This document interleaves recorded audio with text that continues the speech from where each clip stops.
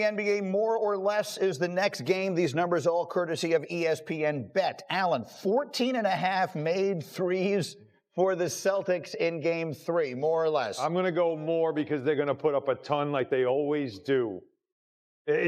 Look, they're 25 for 100 in the first 2 games. They've missed 75 three-pointers, but they're not going to stop putting them up. If you want to give me over-under, I'll tell you they're going to shoot more than 40 in this game 3. All right, Windy, let's go to Jalen Brunson's total, 26.5 points. Would you go more or less? He's been scoring less than that, and the Knicks have been winning. So I'm going to say less, but I still think he could have a very impactful game, as he did in game 1 and game 2. The length is bothering him a little bit during the course of the game, but at the end of the game, they can't stay in front of him. He shook the great Drew Holiday and got those 2 points at the end the other night. He can do it in the clutch, though, man. And then let's go to Tatum. Allen, 28.5 is the points for Tatum. You go more or less? I'm going to go more because he's faced accountability. He's talked about it yesterday after practice about how he's got to own how poorly he's been shooting. The Knicks have played him well, but a great player like that, you don't hold him down for long, and he knows all eyes are on him and all the pressure is on him to perform on the biggest stage in basketball. Absolutely. All the pressure in the world, it would seem, is on the Celtics, down 2-0. In fact, yesterday here on Get Up, Big Perk had this to say about Boston right now. The Celtics are done. They're not coming back in this series. I have all the trust and faith in the New York Knicks. They're going to win this series. The Celtics will be lucky to get 1 game. I have to be honest with you. I almost fell out of my chair when he said that. I mean, in surprise. He just said he believes the Celtics are done. Do you? No, I think they can win tomorrow. I just think they can, despite all the, just hubris about what we do. At some point, the Celtics are champions, and I expect them to actually play a game in its most elemental form. We're engaged with these people. We're not playing a philosophy. This is not an election. Play the damn game. I for some reason, even though twice they've been so stubborn and arrogant and defiant, they've refused to do it, and it costs them. You want to just wave goodbye to the defense of a championship? I don't believe the Celtics are that arrogant. I mean, the Knicks didn't lead in game 2 until the 1:59 mark of the 4th quarter. We're talking about one bounce of the ball in either direction, and this series is 2-0 Boston. I can't believe anyone thinks the Celtics can't come back and win. Of course. And that is what Joe Mazzulla is basically saying, is look at all the numbers. The numbers are demanding that we make a turnaround. I'm just going to say that the Knicks have yet to play well. I know that doesn't sound right. It doesn't sound. I am not trying to diminish what they have done. Jalen Brunson has had probably his 2 lowest production games of the playoffs the last 2 games. Not in the clutch, but that's how they fell behind by 20 points. Karl Towns has had good numbers. He hasn't had a hot 3-point shooting game. What the Celtics have done by botching these 2 games at home is they have opened the door for the Knicks to have a home win. What I mean by a home win is a win where Miles McBride hits 5 threes, where one of your role players, where Bridges goes off. You see these moments where these teams get hot at home. If that happens tomorrow at the Garden, it's going to be 3-0, and the Celtics are going to be done.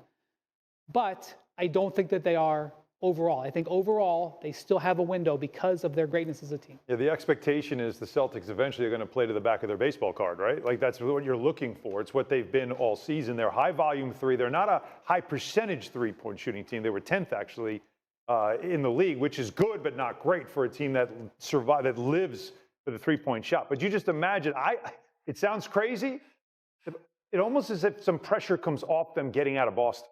I totally agree. I think there's something about putting them on the road, especially at the Garden. Everybody always raises their game. Everybody seems to want to play on that stage, and that might actually help them. I am a huge believer in energy in the building. Yeah. And Michael Wilbon, you will remember this because you were covering all of this more closely than I was. Phil Jackson always used to say he greatly preferred playing on the road in the playoffs than at home. There were a variety of different reasons. He liked the us against the world mentality. He liked the elimination of distractions.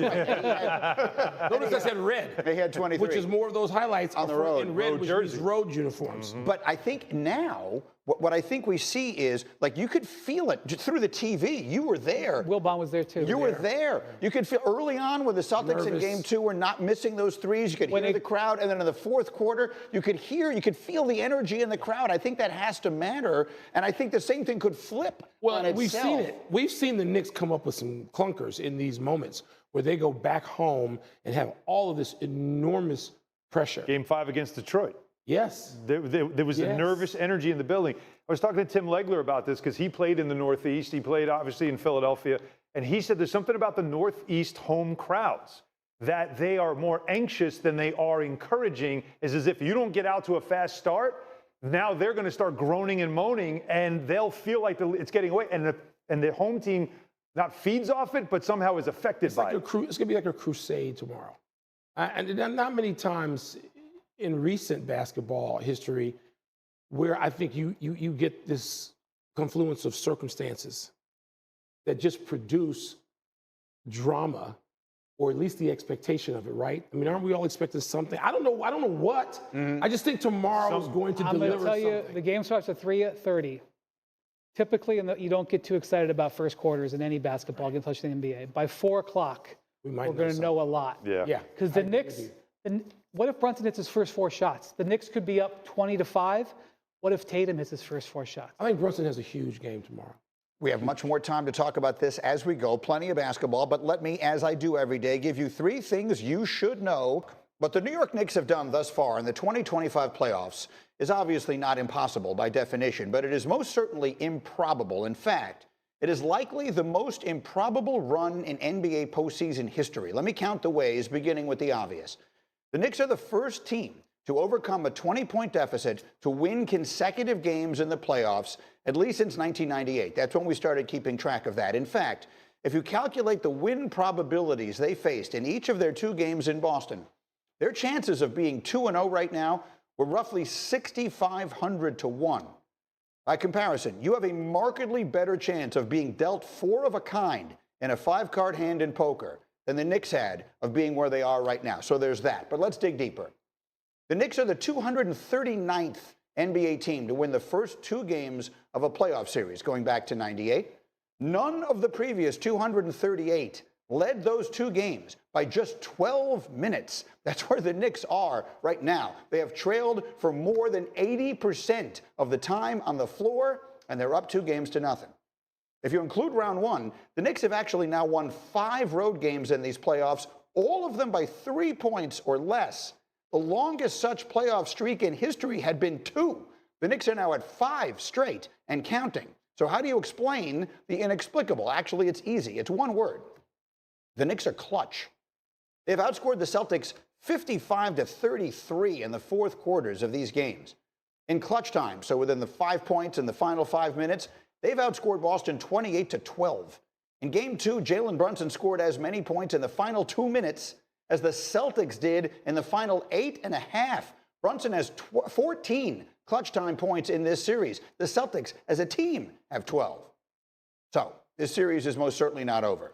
The Celtics are the champs. They'll probably play that way tomorrow at the Garden. But at this specific moment, it is worth pointing out what we have seen from the New York Knicks in these playoffs is something that we have quite literally never seen before. So, Michael Wilbon, I turn to you on that note, and I ask you the following question. Are you a believer in teams of destiny? I've got people walking up to me in the street in New York here and saying things like, sometimes it's just your year, sometimes it's just meant to be. These fans have waited, 52 years since the last time they saw this team win a championship. Does this feel like they're just sort of a team of destiny? No. Not in basketball. I don't believe in it. I believe in the best player in the world.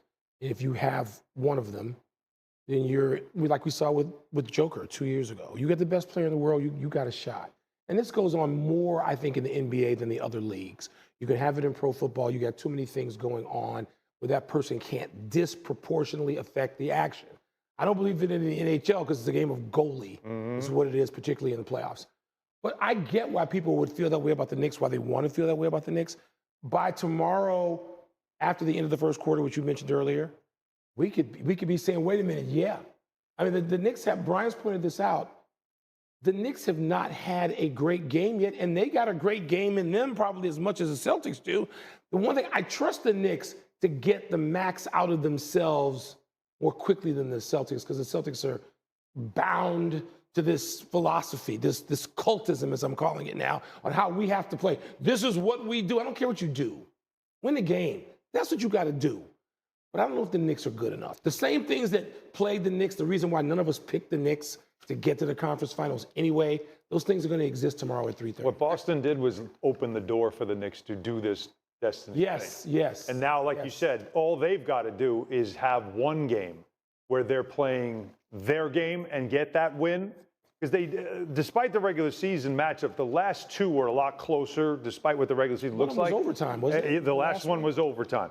And so for them now, because it's if you want to call it, they were gifted 2 wins, and I mean, trailing 80% of the time, it feels like a gift. I weren't gifted. They took it. They took them because they were on the table to be taken. But you can't come from 20 points behind without help. Like if a team is winning by 20 points, they have to contribute to the other team coming back. So now you have the opportunity, because they gave it to you, to now really take it with a third win. Wendy looks exasperated. The reason that we're so attracted to this is that the Celtics are a team of calculation and the Knicks are a team of confidence. And the reason that this is going to be fascinating is almost nothing that happens in the first 3 quarters tomorrow is going to make the Knicks less confident. Unless the Celtics are up by 45, which I don't see happening. You're right. Almost whatever the score is going to the fourth quarter, because the Knicks are so confident and because it could be back here with the Celtics. And that's why this is beginning to be such a special little moment here. I cannot wait to see how this series goes. Is there an adjustment the Celtics make? Michael keeps talking about how they're sticking to their philosophy. And Jason Tatum, we had sound, we played it for you earlier in the show, where he said, you don't change what you do, this is what we do. Do you think they make any changes? I do think that there could be a couple of times where they go at this matchup, where they do this a little bit differently, but their overall game plan, they believe is working. And I know that comes off as arrogant. Oh, it is. It comes off as arrogant, but they're looking at the stats and they're going, this looks like a win to us. Why is this not a win? And it's, a lot of times when we... That's kind of the definition of arrogant, isn't it? Well, a lot of times in the playoffs... We're doing what we do, and we're supposed to win when we do what we do. Even though we're not going to believe the reality of a sporting result. We want to take the analytics of what we do and keep doing it. In this city, they recognize that. It's called the Yankees and home runs or nothing. It's the same exact thing. That's why it's recognized here. Maybe the point I'm trying to make here is what the Celtics are looking at, and I understand it. This is the way analytics work. If we did this 100 times, if we played 100 games like this, we would win 72 of them or whatever that number is. But to Michael's point, it's just each individual game, and those numbers don't necessarily dictate who wins each individual game. They have, because again, before this Monday night, the Celtics were 20-4 in the playoffs. They won 61 games in the regular season. Their numbers worked. What they're deploying on the court is what they are. They're within their character. They are operating within their standard deviation. And the results are outside of it. And it's hard for them to accept. Can we all agree that we're all rooting for this could be a close game with 5 minutes to go, just because of the fascination of it and the theater of it? I don't think the people in Boston are rooting for that. We can. I would think the people in Boston are not. And then just very quickly, as someone who has covered pretty much, well, you have probably covered as many of the really big sporting events in this country as quite literally anyone over the last, 40 years. How would you describe what this is tomorrow at the world's most famous arena, as they like to be called, Madison Square Garden? Irresistible. It has all the ingredients of things you need. You have rivals. You have geographic and spiritual rivals. If you go back far enough, and you don't have to go back that far, you find people on these teams who hated each other. It's so good. You have all these Knicks who are going to be sitting courtside tomorrow. You know you're going to see Bernard King. I know you're going to see Patrick Ewing because I talked to him in Boston. You have the history. You have the elements. You have the stakes. You got this high-stakes situation of a defending champion against a team that hasn't now won. The Knicks have become the Cubs and the Red Sox. In basketball terms, 50 years. You have all of these things. You have Clyde Frazier sitting there, right? I mean, It's irresistible, even as someone who didn't grow up in anywhere near I-95. I prefer I-94. Mm-hmm.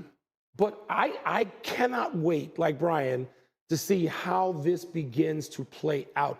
And I wonder which of those players, because I know the guys on the team, these teams as well as some other recent teams, who has a sense of that history? Like some of the truly great players, they like to say Brunson. publicly they don't. Brunson would. Brunson grew up in. But they did have a sense of it. Brunson, of course, his father has been an assistant coach. But it's just, I think, irresistible, Greeny. Tom Thibodeau has a sense of it, Yes, he that's for does. sure. The Celtics don't care. The Celtics care about the way they play. They don't care about what happened in 1994. Right. We're going to keep, and long before that. All right, coming up, much more on the Boston Bummer.